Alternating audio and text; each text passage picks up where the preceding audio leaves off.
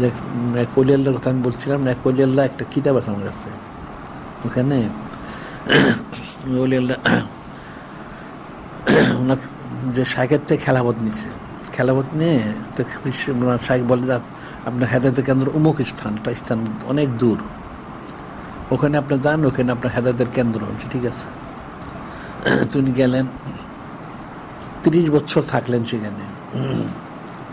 30 বছরের শেষ, জীবনের শেষ প্রান্তে উনি বইটা লেখছেন যে আমার জীবনের শেষ প্রান্তে এখন সময় শেষ,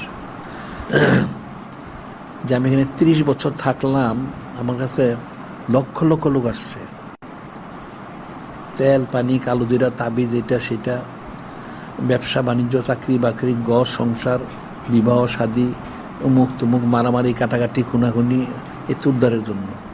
কিন্তু 30 বছরের মধ্যে একটা লোকও কোনোদিন বলে না আমার কাছে যে আমি ওলিয়াল হইতে আসছি।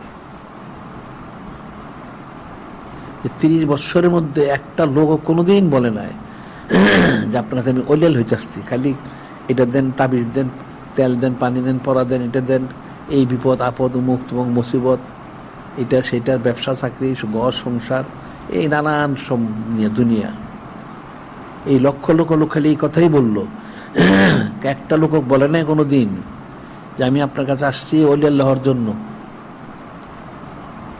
অবস্থা তো মানুষ এরকমই, সারাদিন গাইরুল্লাহর পূজারি।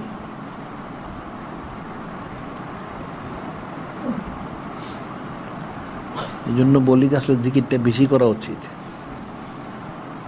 এই যে সিলসিলাগুলি সব গায়েব হয়ে গেল, কেমনে গায়েব হইল? জিকির আজকাল নাই, নিজবত নাই, কুরবত নাই, আমলতে ইসলাম নাই, তো কেমনে হবে?